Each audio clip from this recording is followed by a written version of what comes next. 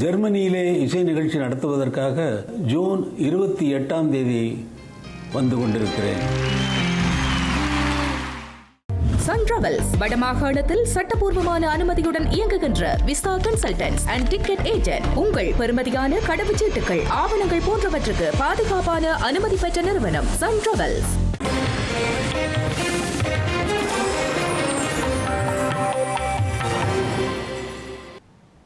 வணக்கம். இது ஐபிசி தமிழின் காலை நேர பிரதான செய்திகள். முதலில் தலைப்புச் செய்திகள். அம்பாறை இயன் மருத்துவர் கொலை விவகாரம். யாழ்ப்பாணத்தில் கைது செய்யப்பட்ட சந்தேக நபர்.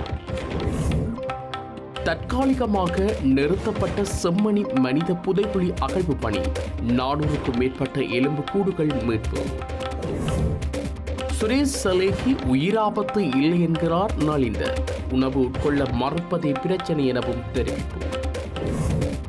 தூய்மையான இலங்கை திட்டம் குறித்து சந்தேகம் வெளியிட்ட நாமல். டெங்கு நோய் தாக்கம் அதிகரிக்கும் நிலையில் கருத்து. திமுகவின் போக்குவரத்திற்கான விலை மனு கோரலை இடைநிறுத்திய தமிழக வெற்றி கழக அரசு. நிதி இழப்பை ஏற்படுத்தக்கூடியவை எனவும் தெரிவிப்பு. பிரான்சில் உயரும் வெப்ப அலை. நீரில் மூழ்கி உயிரிழந்தவர்களின் எண்ணிக்கை அதிகரிப்பு. இனி தொடர்வது விரிவான செய்திகள். கண்டி தில்தனிய பகுதியில் நிறுத்தி வைக்கப்பட்டிருந்த மகளுந்தில் இருந்து இயன்முறை மருத்துவர் சடலமாக மீட்கப்பட்ட சம்பவம் தொடர்பாக அவரின் காதலன் யாழ்ப்பாணத்தில் வைத்து கைது செய்யப்பட்டுள்ளார். குறித்த நபரின் மனைவியும் அவர்களது பிள்ளைகளும் கைது செய்யப்பட்டுள்ளனர். கண்டி தெல்தனிய பகுதியில் கடந்த 17ஆம் தேதி நிறுத்தி வைக்கப்பட்டிருந்த மகிழுந்தொன்றில் இருந்து பெண்ணொருவரின் சடலம் மீட்கப்பட்டது. சடலமாக மீட்கப்பட்டவர் அம்பாறை பொது வைத்தியசாலையில் பணியாற்றிய இயன்முறை மருத்துவர் என்று அடையாளம் காணப்பட்டிருந்தார். அத்துடன் குறித்த பெண் தங்கியிருந்த விடுதியின் சிசிடிவி கண்காணிப்பு ஒளிப்பதிவு காட்சிகளை பரிசோதித்த போது கடந்த 16ஆம் தேதி இரவு 10:30 மணியளவில் பெண்ணை தூக்கிக் கொண்டு சந்தேக நபர் வெளியேறியுமே கண்டுபிடிக்கப்பட்டது. குறித்த பெண்ணின் காதலன் சடலத்தை மகிழுந்தில் கைவிட்டு தப்பிச் சென்றுள்ள நிலையில் காவல்துறையினர் தேடுதல் நடவடிக்கைகளை மேற்கொண்டனர். இந்நிலையில் சந்தேக நபரான காதலன் தன்னுடைய மனைவியுடன் வெள்ளவத்தையிலிருந்து யாழ்ப்பாணம் சாவகச்சேரி நோக்கி பேருந்தில் பயணித்துக் கொண்டிருப்பதாக கிடைத்த தகவலின் அடிப்படையில் யாழ்ப்பாண குற்றப்புலனாய்வு பிரிவின் அதிகாரிகளும் ஊழத்தடுப்பு பிரிவின் அதிகாரிகளும் இணைந்து இன்று அதிகாலை நடத்திய கூட்டு நடவடிக்கையின் மூலம் அவர்கள் கைது செய்யப்பட்டுள்ளனர். கைது செய்யப்படும் போது பிரதான சந்தேக நபர் முகக்கவசம் அணிந்திருந்ததோடு அவரின் மனைவி முஸ்லிம் பெண் போன்று வேடம் அணிந்திருந்ததாக தெரிவிக்கப்படுகிறது. சந்தேக நபரிடம் நடத்தப்பட்ட விசாரணையின் போது தான் வவுனியாவிலிருந்து குருடாகலுக்கு சென்று அங்குள்ள தனது ஏனைய 2 பிள்ளைகளையும் பார்த்துவிட்டு காவல்துறையிடம் சரணடையவிருந்ததாக குறிப்பிட்டார். சந்தேக நபர்கள் கடந்த சில நாட்களாக நீர்கொழும்பு மற்றும் சிலாபம் ஆகிய பகுதிகளில் தங்கியிருந்ததுடன் கடல் மார்க்கமாக வெளிநாட்டுக்கு தப்பிச் செல்ல முயன்றதாக தகவல்கள் தெரிவிக்கின்றன. சந்தேக நபர்கள் மேலதிக விசாரணைகளுக்காக நுவரெலியா காவல்துறையிடம் ஒப்படைக்கப்பட்டுள்ளனர். செம்மணி மனித புதைகுழியின் அகழ்வு பணிகள் எதிர்வரும் ஜூலை மாதம் 15ஆம் தேதி வரை தற்காலிகமாக ஒத்திவைக்கப்பட்டுள்ளன. அதே நேரம் 412 எலும்புக்கூடுகள் அடையாளம் காணப்பட்டுள்ள நிலையில் அவற்றில் 409 எலும்புக்கூடுகள் அகழ்ந்தெடுக்கப்பட்டுள்ளதாக சட்டத்தரணி VS நிரஞ்சன் தெரிவித்துள்ளார். மொத்தமாக 409 மனித எச்சங்கள் அகலப்பட்டிருக்கின்றன. அதோடு பிற பொருட்களாக 3 பொருட்கள் எடுக்கப்பட்டன. உங்களுக்கு தெரியும், ஒரு இரும்பு வடிவிலான பெரிய வட்ட வடிவான ஒரு பொருள் ஒன்று என்று அகழ்ந்தெடுக்கப்பட்டிருக்கிறது. அது ஆய்வின் பிற்பாடு தான் அது சம்பந்தமாக கூறக்கூடியதாக இருக்கும். ஆணிகளும் எடுக்கப்பட்டிருக்கின்றன பிற பொருட்களில். அத்தோடு கருப்பு நிறத்திலான பாசி மணிகளும் புறப்பொருட்களாக எடுக்கப்பட்டிருக்கின்றன. இந்த 3 பொருட்களும் புறப்பொருட்களாக எடுக்கப்பட்டிருக்கின்றன. இந்த அகழ்வுப்பணி பதிவுகளை சிஐடியினரும் மேற்பார்வை செய்து கொண்டிருக்கின்றார்கள். இந்த 3ஆம் கட்டத்திற்கு ஒரு இடைவெளி விட்டு மீண்டும் இந்த அகழ்வுப்பணி ஜூலை மாதம் 15ஆம் தேதி நடைபெற இருக்கின்றது. இன்று ஆக கூடுதலான மனித எச்சங்கள், மனித எண்பு தொகுதிகள் அகழ்ந்தெடுக்கப்பட்டிருக்கின்றன. இலங்கையில் டெங்கு நோய் தாக்கம் அதிகரித்து வரும் நிலையில் அரசாங்கத்தின் தூய்மையான இலங்கை திட்டத்தின் செயல்திறன் குறித்து நாடாளுமன்ற உறுப்பினர் நாமல் ராஜபக்ஷ கேள்வி எழுப்பியுள்ளார். ஸ்ரீலங்கா அரசாங்கத்தில் முன்னெடுக்கப்பட்டு வரும் தூய்மையான இலங்கை திட்டமானது பிரபல விளையாட்டு வீரர்களையும் வர்த்தகர்களையும் ஏமாற்றி நடத்தப்படும் வரும் கண்துடைப்பு நாடகம் என்றும் அவர் தெரிவித்துள்ளார். ඒ වගේම ඒ තීන්දුව తీරන ගන්න தூய்மையான ஆரோக்கியமான மற்றும் திறமையான இலங்கையை உருவாக்குவதாக வாக்குறுதியளித்து தற்போதைய அரசாங்கம் ஆட்சிக்கு வந்தது. ஆனால் நாடு தற்போது மிக அதிகமான டெங்கு பாதிப்புகளை எதிர்கொண்டுள்ளது. தூய்மையான இலங்கை திட்டம் பலனளித்து வரும் நிலையில் டெங்கு பாதிப்புகளின் இவ்வளவு அபாயகரமான விகிதத்தில் தொடர்ந்து அதிகரித்து வருகிறது என்று கேள்வி கேட்பதற்கு பொதுமக்களுக்கு முழு உரிமையும் இருக்கிறது. சாக்குப்போக்கு சொல்வதற்கோ அல்லது பழியை மற்றவர்கள் மீது போடுவதற்கோ மக்கள் ஆணையை வழங்கவில்லை. அவர்கள் தீர்வுகள், பொறுப்புக்கூறல் மற்றும் நடவடிக்கையினை எதிர்பார்த்தார்கள். டெங்கு பரவல் மற்றும் அதனால் குழந்தைகளுக்கும் சமூகத்திற்கும் ஏற்படும் அபாயங்கள் குறித்து குடும்பங்கள் கவலை கொண்டுள்ள நேரத்தில் அரசு நடவடிக்கை மேற்கொள்ள வேண்டும். தூய்மையான இலங்கை திட்டம் செயல்படுத்தப்பட்ட போதிலும் நாடு ஏன் தொடர்ந்து கடுமையான டெங்கு பாதிப்பை எதிர்கொள்கிறது என்பது குறித்து அதிகாரிகள் விளக்கமளிக்க வேண்டும். குற்றப்புலனாய்வு திணைக்களத்தில் தடுப்பு காவலில் வைக்கப்பட்டுள்ள அரசு புலனாய்வு சேவையின் முன்னாள் பிரதான ஓய்வு பெற்ற மேஜர் ஜெனரல் சுரேஷ் அலிக்கென பிரத்யேகமாக எந்த ஒரு விசேட அறையும் ஒதுக்கப்படவில்லை என அமைச்சரவை பேச்சாளர் அமைச்சர் நலிந்த ஜெயதிச தெரிவித்துள்ளார். குற்றப்புலனாய்வு பிரிவில் உள்ள சாதாரண அறையிலேயே அவர் தடுத்து வைக்கப்பட்டிருப்பதாக அமைச்சரவை முடிவுகளை அறிவிக்கும் ஊடகவியலாளர் சந்திப்பின் போது அவர் இவ்வாறு தெரிவித்துள்ளார். குற்றப்புலனாய்வு துறையில் உள்ள அறைகள் 2024 செப்டம்பர் மாதத்துக்கு பின்னர் புதிதாக உருவாக்கப்பட்டவை அல்ல. இதற்கு முன்னரும் பலர் இந்த அறைகளில் தடுத்து வைக்கப்பட்டிருந்த போதிலும் எவ்வித முறைப்பாடுகளும் முன்வைக்கப்படவில்லை. அவருக்கு உணவு வழங்கப்படாமை இங்கு பிரச்சனை அல்ல, மாறாக அவர் வாயினால் உணவு உட்கொள்ள மறுப்பதே பிரதான பிரச்சனை. எனினும் தேசிய வைத்தியசாலையில் அவருக்கு தேவையான ஊட்டச்சத்துக்கள் தொடர்ந்தும் வழங்கப்பட்டுத்தான் வருகிறது. அவர் தற்போது சுயநினைவுடன் நடமாடுவதோடு தன்னுடைய ஆடைகளையும் அவரை அணிந்து கொள்கிறார். வாயினாலன்றி மூக்கினூடாக இடப்பட்டுள்ள குழாய் வழியே உணவு நேரடியாக அவரது வயிற்றுக்கு செலுத்தப்படுவதால் அவருக்குரிய ஊட்டச்சத்துக்கள் சரியாக கிடைக்கின்றன. அவருக்கு வீட்டிலிருந்தும் உணவு கொண்டு வந்து கொடுக்கப்படுவதோடு அந்த அளவு போதாதெனின் இன்னும் கூடுதலாக கொண்டு வந்து தருமாறு அவரது மனைவியிடம் கூற முடியும். அவ்வாறு கொண்டுவரப்படும் உணவை அவரின் மனைவியே அந்த குழாய் வழியாக அவரின் வயிற்றுக்குள் செலுத்துகிறார். அதன் அடிப்படையில் அவர் எவ்வித பிரச்சனையும் இன்றி இருப்பதால் அவரது உயிருக்கு எந்த ஒரு ஆபத்தும் இல்லை. அவர் உணவு உட்கொள்ளாமல் இருப்பதற்காக வெளியே மேடைகளை அமைத்தோ கூட்டங்கள் மற்றும் ஊடகவியலாளர் சந்திப்புகளை நடத்தியோ அல்லது பூஜைகளை நடத்தியோ எந்த ஒரு பயனும் இல்லை. வெளியே பதாதைகளை கட்டுவதை விடுத்து அவரின் மனைவியும் பிள்ளைகளும் அவரிடம் சென்று உணவை உட்கொள்ளுமாறு கூறினால் இந்த பிரச்சனை உடனடியாக முடிவுக்கு வந்துவிடும். நாட்டில் இடம்பெற்ற மிகவும் கொடூரமான கொலை சம்பவங்கள் தொடர்பில் குற்றப்புலனாய்வு திணைக்களம் தற்போது விசாரணைகளை முன்னெடுத்து வருகிறது. ஆகவே அந்த குற்றப்புலனாய்வு விசாரணை செயல்முறைக்கு முழுமையான ஒத்துழைப்பை வழங்குவதே இந்த பிரஜையினுடைய பொறுப்பாகும். எனவே அதற்கமைய அவர் செயற்பட வேண்டும். இலங்கையில் காலநிலை மாற்றங்களின் போது ஏற்படும் அரிசி தட்டுப்பாட்டை தவிர்க்கும் வகையில் நெல் கையிருப்புகளை பேணுமாறு ஸ்ரீலங்கா ஜனாதிபதி அனுரகுமார திசாநாயக்க அதிகாரிகளுக்கு பணித்துள்ளார். சிறுபோகத்தில் நெல் கொள்வனவு செய்யும் திட்டங்கள் குறித்த கலந்துரையாடல் ஒன்று ஸ்ரீலங்கா ஜனாதிபதி அனுரகுமார திசாநாயக்கவின் தலைமையில் நடைபெற்றது. கடந்த வருட சிறுபோகத்தில் கொள்வனவு செய்யப்பட்ட நெல் கையிருப்புகள் இன்னும் சந்தைக்கு போதுமான அளவு விநியோகிக்கப்படாமை பிரச்சனையாக மாறியுள்ளதாக ஜனாதிபதி தெரிவித்தார். அந்த கையிருப்புகளை சந்தைக்கு விநியோகிக்க எடுக்கப்பட்டுள்ள நடவடிக்கைகள் மற்றும் அவற்றுக்கான முன்மொழிவுகள் குறித்தும் கேட்டறிந்தார். அத்துடன் இந்த சிறுபோகத்தில் நெல் கொள்வனவு செய்வதற்கு தேவையான நிதியை ஒதுக்குமாறு நிதி அமைச்சின் அதிகாரிகளுக்கு ஜனாதிபதி இதன்போது அறிவுறுத்தல் வழங்கினார்.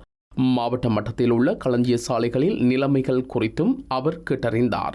அத்துடன் களஞ்சியங்களின் நிலைமை மற்றும் பாதுகாப்பான கையிருப்புகள் குறித்த துல்லியமான தரவு தொகுதியொன்றை பேணுவதன் மூலம் எதிர்காலத்தில் ஏற்படக்கூடிய இவ்வாறான பிரச்சனைகளை தவிர்த்து கொள்ள முடியும் என சுட்டிக்காட்டிய ஜனாதிபதி அதற்கான தேவையான நடவடிக்கைகளை எடுக்குமாறும் அதிகாரிகளுக்கு அறிவுறுத்தினார்.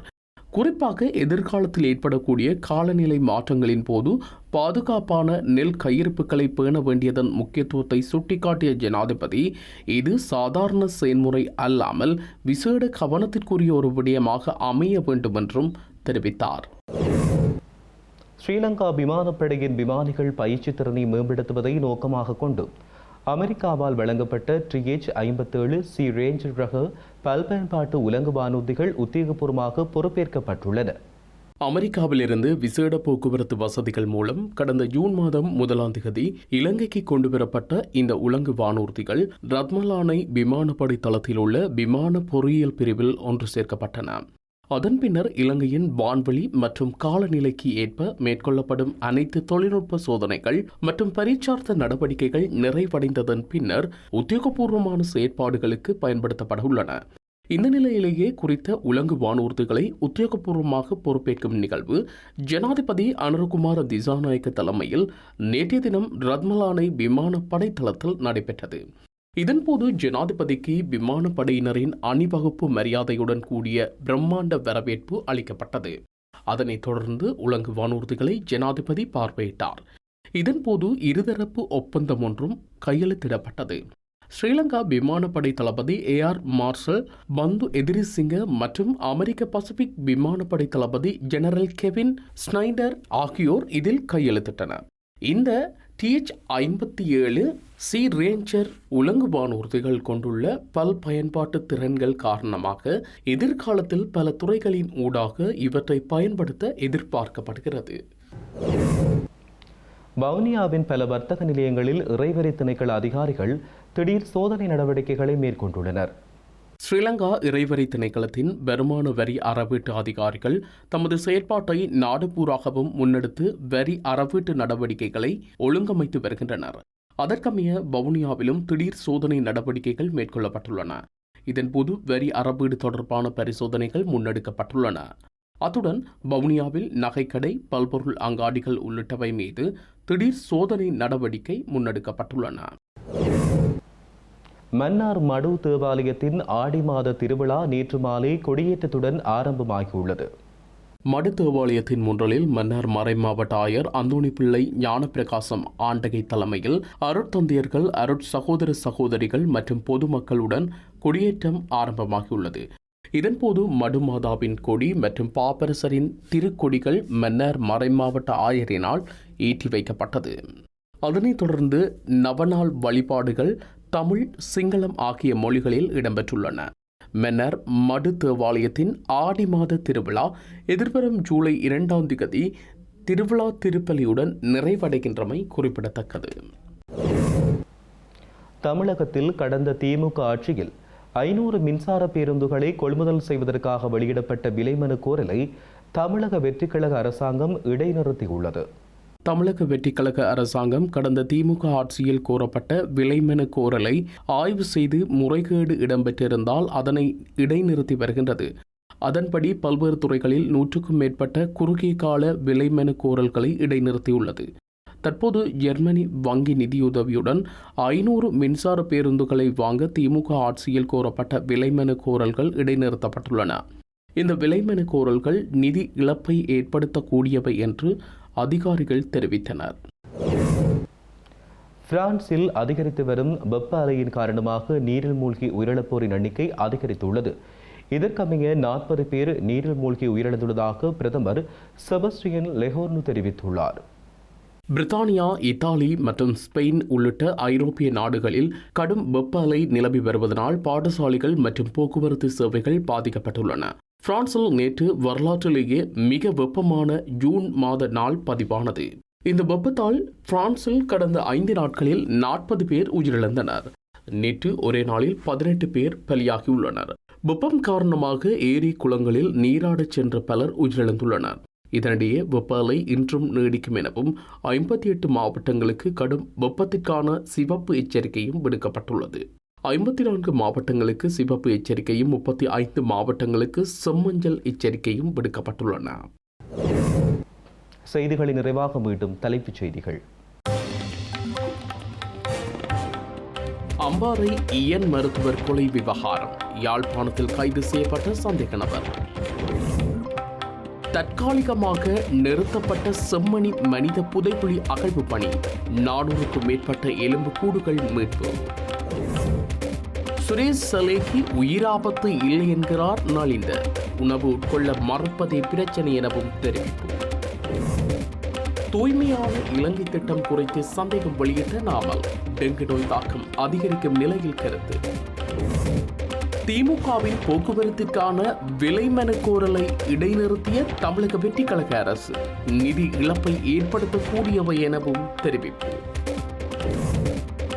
பிரான்சில் உயரும் வெப்ப அலை, நீரில் மூழ்கி உயிரிழந்தவர்களின் எண்ணிக்கை அதிகரிப்பு. இத்துடன் ஐபிசி தமிழின் காலை நேர பிரதான செய்திகள் நிறைவடைகின்றன. உடனுக்குடன் செய்திகளை அறிந்து கொள்ள ibctamil.com என்ற எமது இணையதளத்தினை பார்வையிடுங்கள். வணக்கம். ஜெர்மனியிலே இசை நிகழ்ச்சி நடத்துவதற்காக ஜூன் 28ஆம் தேதி வந்து கொண்டிருக்கிறேன்.